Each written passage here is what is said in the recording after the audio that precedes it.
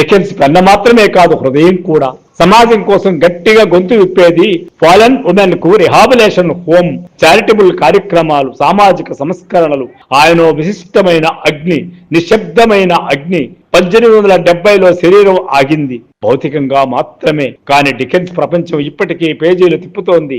ఆయన ఒక జీవితం కాదు, అది ఒక రచయితలకే యుగానికే యుగం.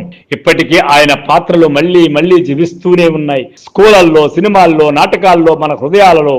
సన్ ప్రకాష్ జోషులా చెప్పే మాటలు వింటే నిజంగా ఆయన ప్రతి అడుగడుగునా మన హృదయాల్లో ప్రపంచవ్యాప్తమైనటువంటి విశ్వ సాహిత్య వినివిధుల్లో వికరిస్తూనే ఉంటాడు.